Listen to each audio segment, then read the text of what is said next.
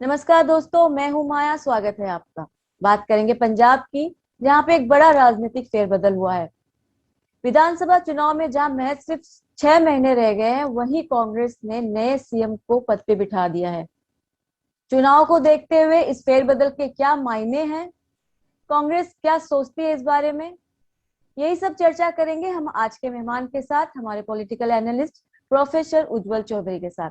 Sir, बहुत बहुत स्वागत है आपका। सर, जिस तरह का बदलाव अभी पंजाब में हुआ है, महज 6 महीने हैं विधानसभा चुनाव को आने के लिए, उसके बीच इस तरह का बड़ा बदलाव, सर कांग्रेस क्या सोचती है? इसके पीछे क्या मुद्दा है, क्या कारण हो सकता है, क्योंकि चुनाव के पहले इतनी जल्दबाजी में ये फैसले लेने का? तीन कारण है कि कांग्रेस ने अपने मुख्यमंत्री का फेरबदल किया है। पहला कारण, जब कांग्रेस पावर में आई थी, अकाली दल बीजेपी सरकार को हटाकर, उस वक्त कांग्रेस ने बहुत सारे प्रॉमिसेस, उन्होंने अपने ओथ्स रखे थे जनता के सामने विश्वास पत्र के तरीके से। ऐसे 19 या 20 उसमें मुद्दे थे। अधिकतर मुद्दे उनमें आज भी पूरे नहीं हुए। विशेष करके पंजाब में एक ड्रग का माहौल, जिसपे आप जानते हैं उड़ता पंजाब नाम का एक फिल्म बन चुकी थी। मूवी जी सर। इसके अलावा नौकरियों का सवाल, और अभी तो कोरोना क्राइसिस भी चल रहा है। बहुत सारे मुद्दे थे जिनपे उनके कुछ कैटेगरिकल प्रॉमिसेस थे। वेवर था बिजली का बिल, पानी के बिल के संदर्भ में, विशेष करके जिनका चाष वास में या कृषि में बहुत तकलीफें हुई है उनके लिए। वो बहुत सारे प्रॉमिसेस थे जो फुलफिल नहीं हुए थे। ये एक कारण था कि ये फुलफिल करने के लिए अब कैप्टन अमरिंदर सिंह का व्यक्तित्व ऐसा है कि वो भारी पड़ते हैं, हावी हो जाते हैं। राजीव गांधी के मित्र थे, राहुल गांधी सोनिया गांधी उनको संभल के चलते उनसे। एक भारी एक प्रभाव उसमें था कि वो पूरी तरह से फुलफिल नहीं हुआ। और नेतृत्व, अमरिंदर सिंह का नेतृत्व अनपॉपुलर, लोकप्रियता उनकी खत्म हो रही थी। एक कारण था। दूसरा कारण है कि पंजाब में 36% सिख पॉपुलेशन की वोटर हैं जो ओरिजिनली दलित संप्रदाय से हैं। वैसे सिख धर्म में कोई कास्टिज्म नहीं होता, बिल्कुल। लेकिन ट्रेडिशनली करीबन 1/3 पॉपुलेशन जो हिंदू के पहले के दलित संप्रदाय थे उसमें से आए हुए थे, और उन्हें दलित सिख कहा जाता है, यद्यपि धर्म में दलित वाद को या कास्टिज्म को नहीं माना। ये दलित सिख का एक प्रतिनिधित्व होना बहुत जरूरी था। अब जो दिख रहा था सारे देश में और पंजाब में भी, दलित, ओबीसी और शेड्यूल्ड ट्राइब्स, इनका वॉइस तगड़ा होता जा रहा है। और इनमें वर्तमान भाजपा सरकार सेंटर पे जो है, उस सरकार के संबंध में इनमें एक रोष है। उसको उसका व्यवहार करते हुए दलित का एक नेता लाना इनके लिए जरूरी हो गया था। ये दूसरा कारण है। तीसरा कारण है, पंजाब में एक जबरदस्त किसान आंदोलन चल रहा है। आप सब जानते हैं, पिछले जी नवंबर से आज आज करीबन 10 महीने हो गए। बिल्कुल। 26 सितंबर को 10 महीने हो जाएंगे। तो एक जबरदस्त जंगी, लड़ाकू, जुझारू किसान आंदोलन चल रहा है। और बिल्कुल। उस किसान आंदोलन के संदर्भ में अमरिंदर सिंह सरकार का काफी बड़ा सपोर्ट नहीं रहा है। भाजपा तो क्वेश्चन ही नहीं, आंदोलन ही भाजपा के खिलाफ है। शुरू में अकाली दल उनके साथ जुड़े हुए थे, भाजपा के साथ, लेकिन जब जी उन्हें मालूम पड़ा कि सिख संप्रदाय में इसमें बहुत गुस्सा है तो वो निकल गए। तो आज जो दिख रहा था पंजाब में, केवल आम आदमी पार्टी शुरू से ही किसान आंदोलन के साथ खड़ा दिखा। और ऐसा एक लग रहा है कि आम आदमी पार्टी और किसान आंदोलन के नेताओं और संगठनों के बीच एक तरह का अंडरस्टैंडिंग हो गया है, या होने वाला है, हो रहा है, तो जो भी कैसा ये कहें। सारा फायदा अब अगले विधानसभा चुनाव में इन सब चीजों का आम आदमी पार्टी को जाएगा? वो कैंडिडेट के ऊपर डिपेंड करेगा। जो मैं कह रहा था कि आम आदमी पार्टी के सामने मैं भी एक आम आदमी, इस तरह का कैंडिडेट जरूरी था, जो ना कि अमरिंदर सिंह है ओके। क्योंकि वो राज परिवार के हैं, और ना कि नवजोत सिंह सिद्धू है जो भाजपा से आए हुए हैं और काफी प्रिविलेज कम्युनिटी के जाट सिख है।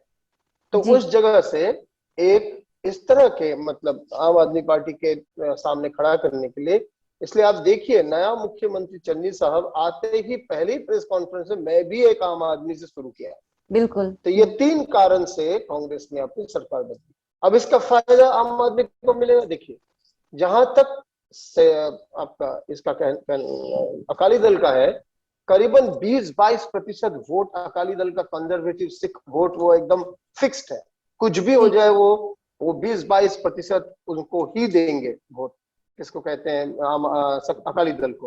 और बीजेपी के वोट फ्लेक्सिबल है, 5% के नीचे है पूरे राज्य में, तो फ्लेक्सिबल है।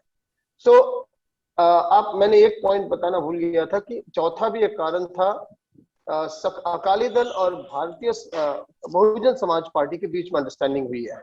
तो बहुजन समाज पार्टी अपने को दलित वोटों के प्रतिनिधि कहते हैं, तो उस जगह से भी उनको जरूरी था कि एक दलित नेता को खड़ा करना, तो कांग्रेस ने वही किया। तो ये 3-4 कारण थे जो पहला वाला प्रश्न था। दूसरा वाला प्रश्न, करीबन 22% वोट अकाली दल का फिक्स्ड है, करीबन 5% वोट बीजेपी का फिक्स्ड है, 27 हो गए।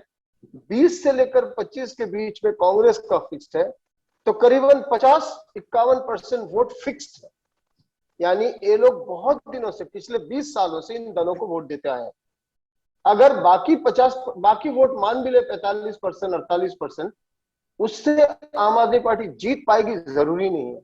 लेकिन अगर कैंडिडेट सही रहे और पिछली बार की तरह गलती नहीं करके एक स्ट्रॉन्ग सरदार फेस को सामने रखे आम आदमी पार्टी, जो गुरदास अपना मन की बात चल रही है, मन की बात जो वहाँ के prime member of parliament Bathinda से, तो उनकी बात चल रही है, अगर वो आ जाए तो शायद आम आदमी पार्टी का एक नेतृत्व का प्रॉब्लम सॉल्व होता है। और कैंडिडेट आप समझना पड़ेगा, आम आदमी पार्टी को भी जो पिछले 5-6 सालों में जो एक्टिव काम किए हैं उनको कैंडिडेट सामने रखना है। 21-22 जन तो उनके एमएलए है ही, इसके अलावा 10-15 जन बहुत ही अच्छे काम किए हैं। लेकिन बाकी जो सीट्स हैं 50 के करीब, उसमें क्या कैंडिडेट देते हैं उस पर निर्भर करेगा। पिछली बार आम आदमी पार्टी एक डिवाइडेड हाउस थी, इस बार कुछ हद तक यूनाइटेड हाउस है। और अगर किसान आंदोलन वालों को एक साथ लेके चला तो काफी अच्छा रहेगा। हैविंग सेड दिस, अभी भी कांग्रेस ही फेवरेट है, आम आदमी पार्टी सेकंड है और अकाली दल थर्ड है अभी भी। लेकिन ये हवा बदल सकती है। लेकिन सर जो आपने पहला कारण जो बताया कि जो इतने सारे प्रोमिसेस करे थे वो पूरे नहीं हुए, तो सर इस हिसाब से तो फिर कांग्रेस पार्टी लेट हो गई। 6 महीने में अब वो सारे प्रोमिसेस क्या पूरे हो पाएंगे? कांग्रेस के सामने 3 प्रॉब्लम्स है। एक, प्रोमिसेस अनफुलफिल्ड। 2, पिछले चीफ मिनिस्टर का एरोगेंट इमेज अभी भी है, लेकिन ये चीफ मिनिस्टर काफी फ्रेंडली है, उसका तो उनका पॉजिटिव साइड होगा। लेकिन अमरिंदर सिंह इतने जल्दी हार मानने वाले नहीं है। वो एक क्षत्रिय सिख, अगेन मैं कहता हूँ सिखों में कोई कास्टिज्म होता नहीं है, लेकिन जो क्षत्रिय वाला चरित्र है वो अमरिंदर सिंह में, राजा का बेटा है, खुद राजा रह चुके हैं एक समय। सो वो पूरी तरह से अपना हार नहीं मानेंगे।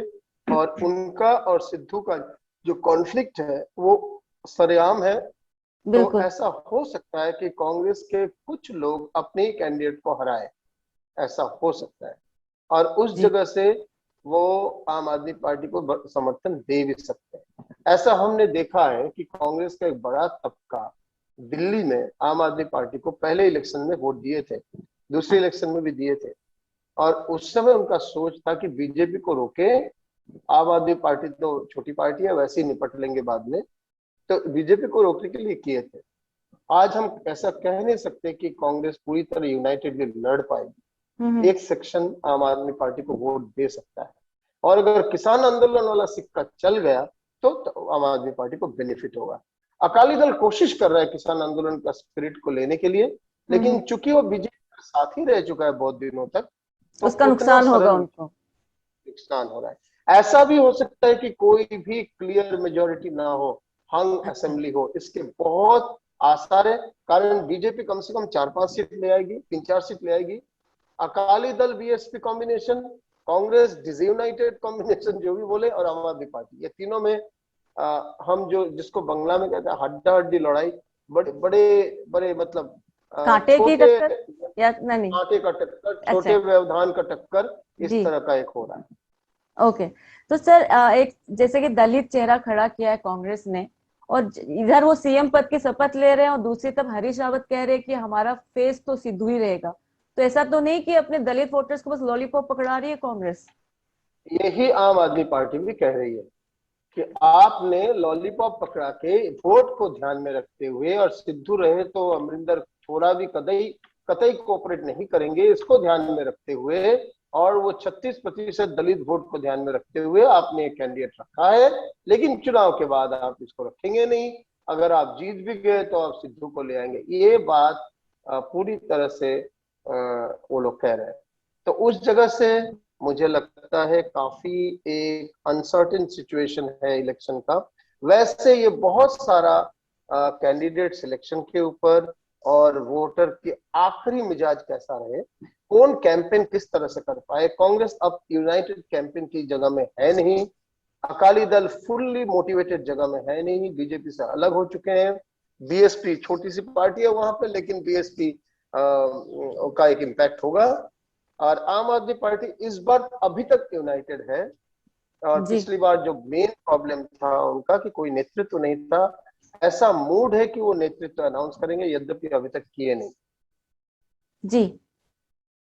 सर एक बात और कही जा रही है कि जैसे आपने इतने सारे कारण तो बताया कि हटाने का क्या मकसद हो सकता है, बट एक चीज ये भी देखी जा रही है, जैसे 2024 के चुनाव के लिए सबसे बड़ा चेहरा पीएम के अगेंस्ट ममता बनर्जी को माना जा रहा है।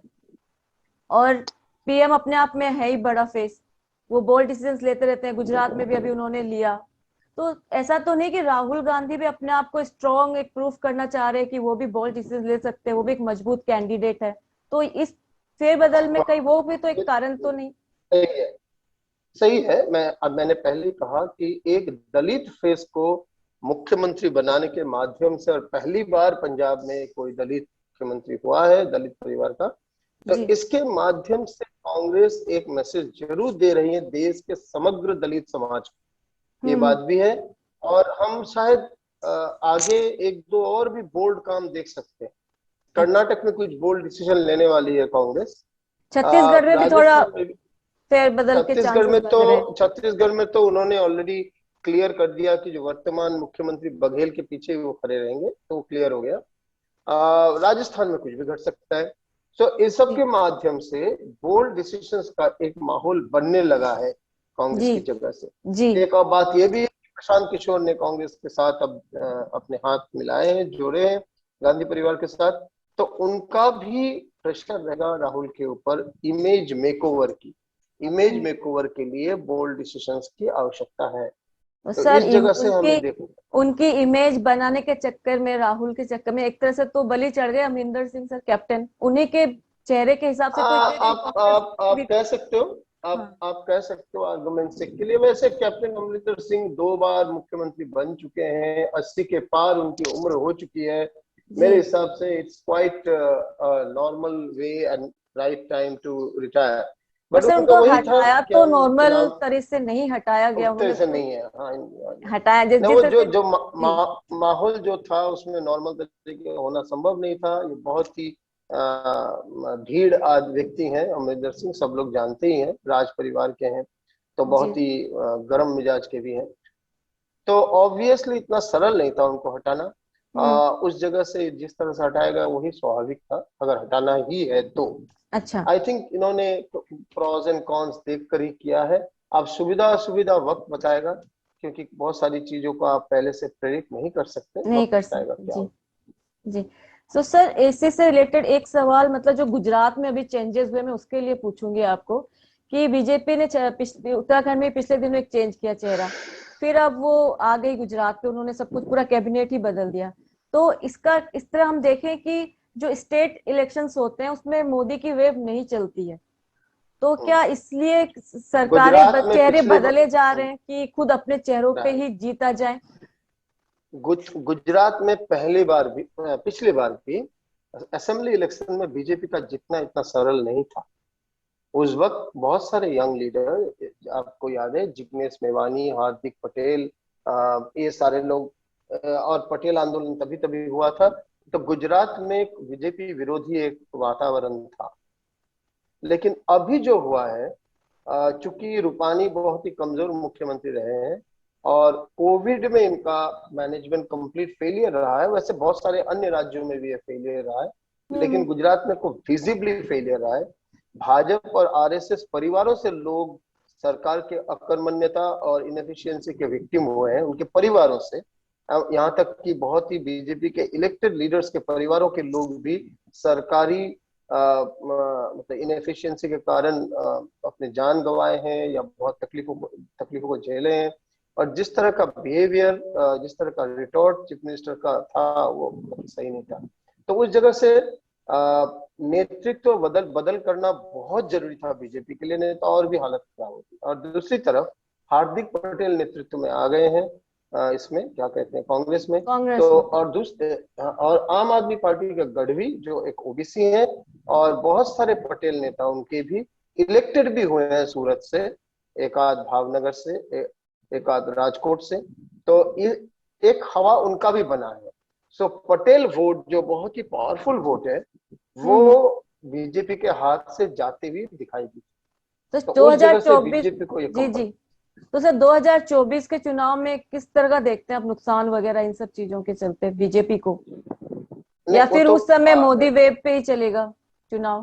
पहली बात है 2024 बहुत दूर है। उसके पहले यूपी, पंजाब, गोवा, हिमाचल प्रदेश, उत्तराखंड और उसके बाद गुजरात, एक आध और राज्य भी है। ये सारे राज्यों का चुनावों का नतीजा क्या होता है ये देखना जरूरी है, पहला पॉइंट हुआ।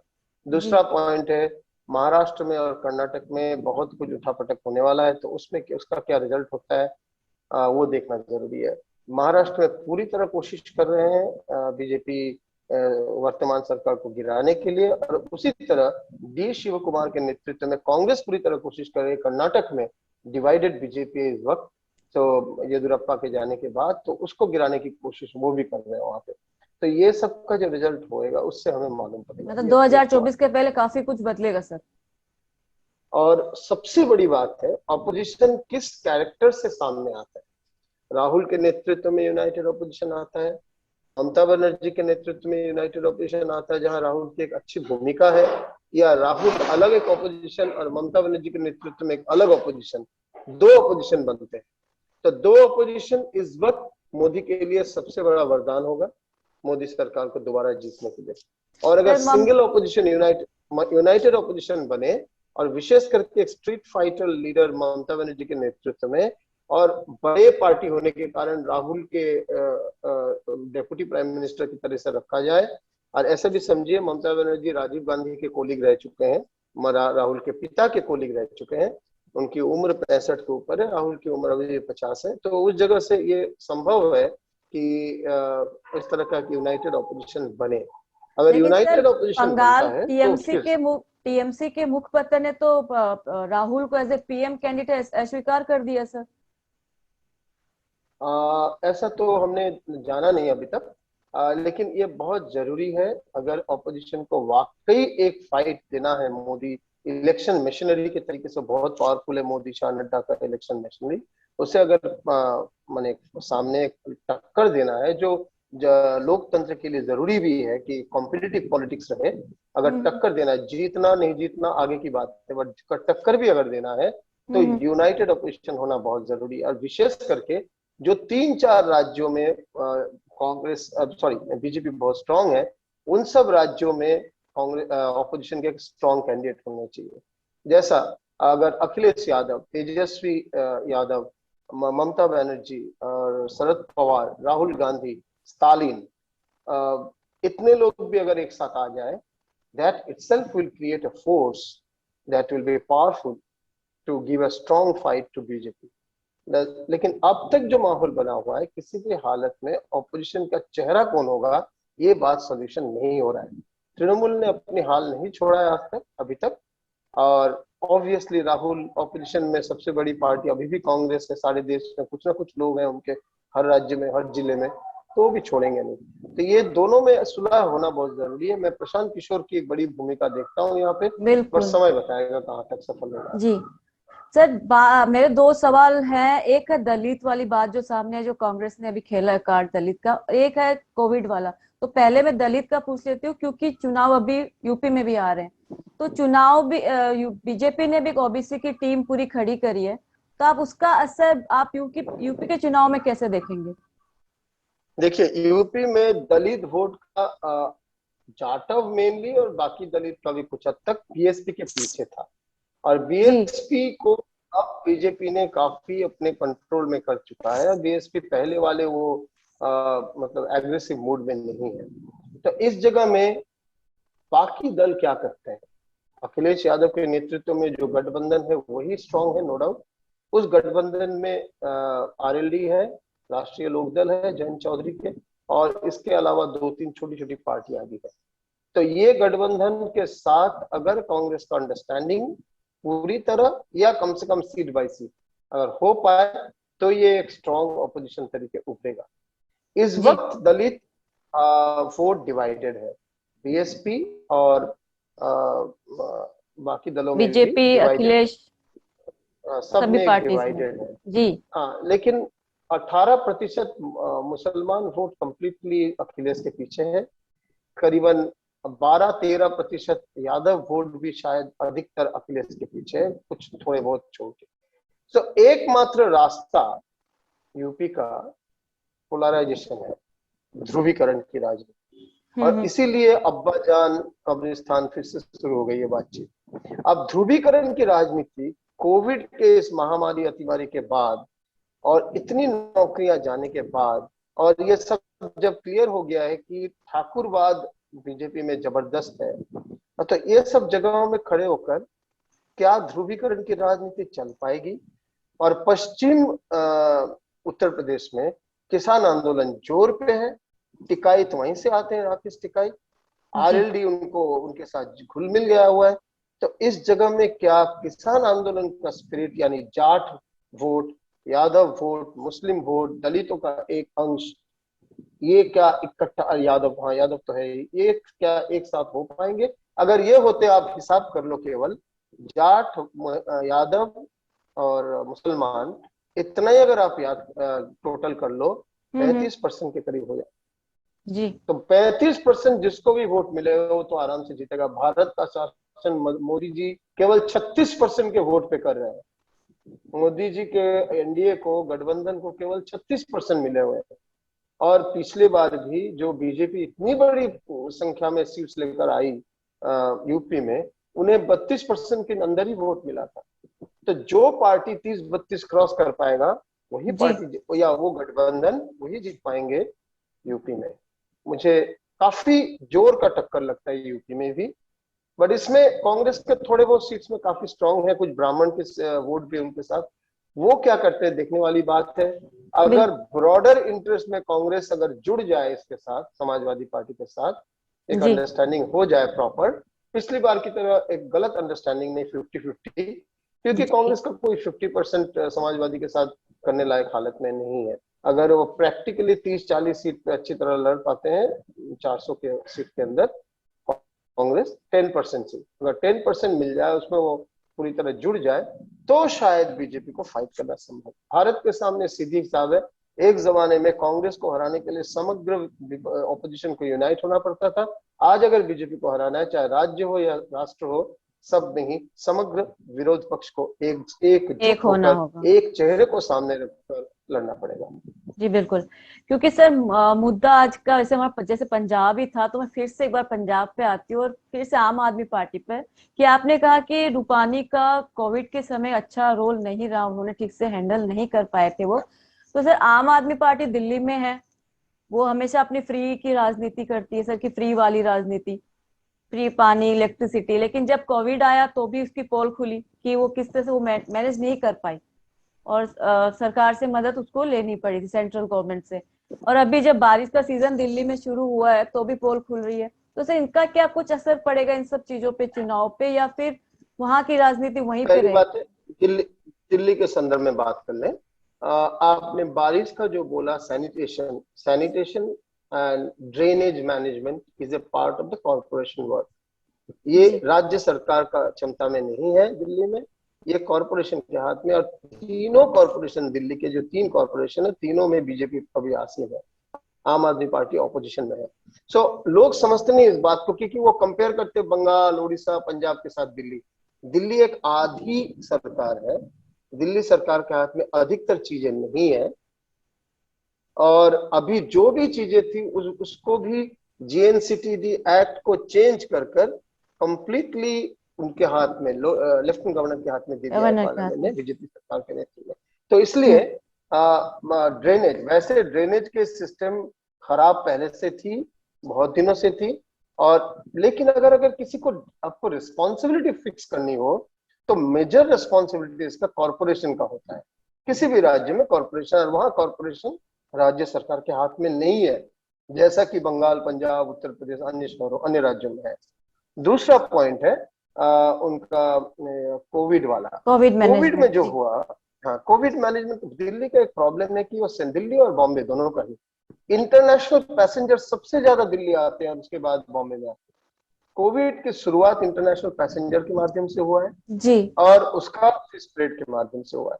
बहुत हद तक इन्होंने कोशिश की राशन चलाने के लिए, माइग्रेंट लेबरों को खाना खिलाने के लिए, कई तरह की कोशिशें इन्होंने की, और बहुत हद तक मैंने बहुत ही बुरी हालत थी बॉम्बे में भी और दिल्ली में भी। दिल्ली में उस भी, जी। हिसाब से उस हिसाब से काफी हद तक दो दो बार कंट्रोल हुआ है। लेकिन ये कहने के बावजूद भी ये कहना पड़ेगा कि भयावहता, स्प्रेड इतना ज्यादा था कि बहुत सारे फेलियर भी हुए। अच्छा, और फ्री की जो बात थी, मैं आपको याद दिला दूं, 200 यूनिट तक बिजली फ्री, उसके ऊपर नहीं फ्री, डबल नहीं। प्राइस है उसके ऊपर। जी। जी। 20,000 लीटर तक पानी फ्री, 20,000 लीटर के ऊपर अगर 21,000 लीटर हो जाए तो पूरा पैसा 21,000 का देना होगा, केवल 1 लीटर जी। नहीं, जी। पूरा मतलब केवल 1,000 नहीं, पूरा 20,000 का। तो जी। इसके माध्यम से कंजर्वेशन या preservation of power and preservation of water की भी एक आदत, पहले लोग चोरी करते थे, अब चोरी करने की जरूरत नहीं है ना, फ्री जब मिल रहा है आपको 200 यूनिट तक, तो हम्म। लोग अब मीटर लगा के 200 को अंदर कंट्रोल करने की कोशिश कर रहे हैं, जो गरीब लोग हैं, और पानी वाला भी यही बात है। और हम इस वक्त देश में 14 लाख करोड़ रुपया आपका बड़े पूंजीपतियों को बैंक से दिया गया है, जो नॉन परफॉर्मिंग एसेट हो गया है।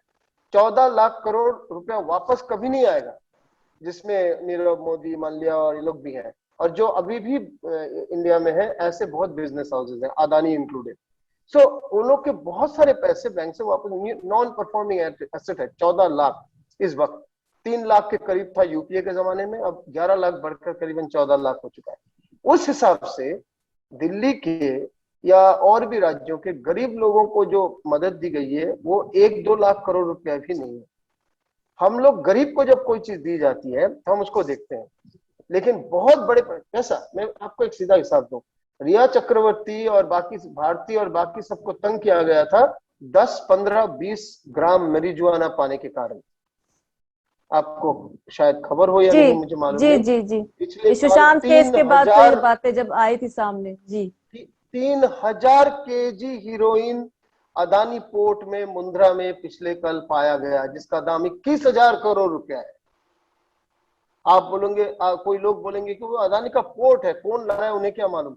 फॉरेंसिक स्कैनिंग होता है सामान का, आप कोई भी सामान नहीं उतार सकते हो पोर्ट में। 21,000 करोड़ का हीरोइन उतारा गया, जिसको कल जब्त किया है कुछ कस्टम्स ऑफिसर्स ने। जी। अब विशेष करके कोई सिंसियर ऑफिसर थे तो ये हो गया है। तो इसका खबर कहाँ है, इस पे मीडिया कहाँ है, इस पे कोई नारकोटिक्स कंट्रोल बोर्ड का कोई अभी तक कोई स्टेप नहीं आया। कस्टम्स ने काम किया, लेकिन एनसीबी, ईडी या सीबीआई का कोई केस नहीं आया। और 15-16 ग्राम मरिजुआना के लिए रिया चक्रवर्ती को कई महीनों तक जेल में रहना पड़ा। सो द पॉइंट जो मैं कहना चाहता हूँ, मैं मरिजुआना के पक्ष में नहीं हूँ। मुझे मालूम है कि बॉलीवुड में बहुत सारे लोग गांजा, चरस ये सब सेवन करते हैं, जैसा कि हम जानते हैं कि बहुत सारे पर्व में, उत्सवों में भी होता है। बनारस में हो या हरिद्वार में कई लोग करते हैं, भगवान के नाम पे भी करते हैं। तो इशू ये है कि हमारे देश में बड़ी क्राइम हो रही है, वो कोई नहीं देखता। साधारण आदमी के छोटे क्राइम हम देखते हैं। हमने ये देखा है कि इतने लाख लाख माइग्रेंट, पर्यायी श्रमिक जो पैदल वापस आए और रास्ते में गुजरते गए, मरते गए, उस पे तो कुछ देखा नहीं हमने। फिर 21 दिन बाद हमने ट्रेन चलाया उनके लिए, श्रम श्रम ट्रेन, और उस ट्रेन में भी हमने उनसे टिकट के पैसे लिए, हमारी सरकार ने टिकट के पैसे लिए। The point is, any benefit given to the completely poor people, ordinary people, is taken note of, but crores and crores of rupees which are doled out to the business houses are not taken note of, क्योंकि उसी का एक अंश दलों के पास जाता है। ये हर दल में, माने हर बड़े दल में हुआ है, जब भी जो क्षमता में आया है सेंटर पे। ये नहीं कि सिर्फ भाजपा क्रोनी कैपिटलिस्ट का मदद मिला है, कांग्रेस को भी मिला है किसी जमाने। बिरला तो कांग्रेस के ऑफिशियल माने फंडर ही थे एक समय। तो एनीवे, हम भटक गए मुद्दे से। मुद्दा यही था कि हमें ये समझना होगा, इस देश में 30% से ज्यादा लोग जिस हालत में है, उन्हें बहुत सारी चीजें सब्सिडी और फ्री देनी पड़ेगी। जैसा इस वक्त इस देश में 51-52% स्टूडेंट्स के कोई डिजिटल कनेक्टिविटी नहीं है, वो ऑनलाइन क्लास नहीं कर पा रहे हैं, तो उन्हें फ्री कनेक्टिविटी देनी पड़ेगी एजुकेशन को चलाने के लिए। उसी तरह 25% लोगों को देनी पड़ेगी। आप उनको काम का मौका दीजिए, वो काम करेंगे, श्रम देंगे। शरीर ही उनका एकमात्र कैपिटल है, पूंजी है। श्रम देंगे, वो लेबर देंगे। सो हमें देनी पड़ेगी समाज को एक जगह में लाने के लिए। आपको ये भी समझना है कि इसमें 2-3 घराने हैं। पिछले 1.5 साल में जब हमारा आपका सबका इनकम गिरा है, देश के अधिकतर लोगों का इनकम गिरा है, वहां अदानी ग्रुप का इनकम डबल हुआ है, रेवेन्यू उनका डबल हुआ है पिछले 1 साल में, और 82% से ज्यादा हुआ है अंबानी ग्रुप का रेवेन्यू। तो समझना जरूरी है कि इस इवन ये पैंडेमिक टाइम में भी धनी और धनी हुए हैं, गरीब और गरीब हुए हैं। अब तो जो देश के टैक्स के पैसे से जो संपद बनाए गए थे, जैसा कि रेलवे, जैसा कि लाइफ इंश्योरेंस, जैसा कि केमिकल फैक्ट्रीज और बहुत सारी, इसका प्राइवेटाइजेशन शुरू हो चुका है। आप कैसे टैक्स के पैसे से बनाए हुए संपत्ति को प्राइवेट या निजी हाथों में दे सकते हैं? आप नहीं दे सकते इस तरह, क्योंकि टैक्स से बनाया हुआ संपत्ति। एनीवे, सो ये है, अब समाज समझेगा। समाज में बहुत लोग इससे, तो मतलब इसका कुछ इन शॉर्ट सर, इन जो वादे करती है आम आदमी पार्टी फ्री वाले, मतलब उसका असर तो दिखेगा चुनाव में? आम आदमी का जो बेनिफिट वाला जो वादे, अभी आज मैं भी गोवा में हूँ, अभी मैंने सुना है कि केजरीवाल जी भी यहाँ गोवा में आके 7 सूत्री कार्यक्रम का अनाउंस किए हैं। अब उसमें बोल रहा है हर परिवार के एक व्यक्ति को नौकरी, और जब तक नौकरी नहीं तब तक 4,000 रुपया पर मंथ, माने भाता या सब्सिडी जो भी बोले उसको, अनएम्प्लॉयड ग्रांट बोले, जो भी बोले, तो वो दे रहे हैं। और इसके अलावा भी और बिजली कुछ 200 या 250 यूनिट तक फ्री, ये भी उन्होंने बताया। तो ये जो बताएंगे ये लोगों के साथ होगा ही, कनेक्ट करेगा ही। You can't help it, it will be connected. तो that is the whole process, we have to understand that. मुकाबला दिलचस्प होगा सर पंजाब में। हाँ, लेकिन चुनाव जीतना एक अलग बात है। अब बोलेंगे आप दिल्ली में कैसे जीत गए, हाँ दिल्ली में जीते हैं, लेकिन चुनाव जीतना इतना सरल नहीं है। चुनाव जीतने में बहुत सारे फैक्टर्स आते हैं, कास्ट, और विशेष करके दिल्ली के बाहर, दिल्ली में लोग एजुकेटेड होने के कारण कास्ट कम्युनिटी का इम्पैक्ट कम है, लेकिन बाकी सारे राज्यों में कास्ट कम्युनिटी का इम्पैक्ट जबरदस्त है। केवल बिजली पानी नौकरी के दम पे कुछ चुनाव अगर जीते कोई, तो मैं तो दाद दूंगा। क्यों कास्ट के नाम पे होना चाहिए? बिजली पानी, घर, नौकरी, इसके नाम पे, महिला सुरक्षा, इसी के नाम पे तो इलेक्शन होनी चाहिए। क्यों अब्बाजान की बात आती है, क्यों मंदिर की बात आती है? मंदिर तो आस्था का विषय है, चुनाव का विषय नहीं है, चुनाव का विषय नहीं है। जी। होता गया है, देश में होता आ रहा है। कब तक होगा? क्या लोग कंटिन्यूअसली इसी पे डोलते रहेंगे? वक्त बताएगा। जी, तो sir thank you so much sir हमसे जुड़ने के लिए। आपको भी धन्यवाद, आपने त्रिपुरा में रहते हुए हिंदी में इस इंटरव्यू को कंडक्ट किया है। धन्यवाद। Thank you sir.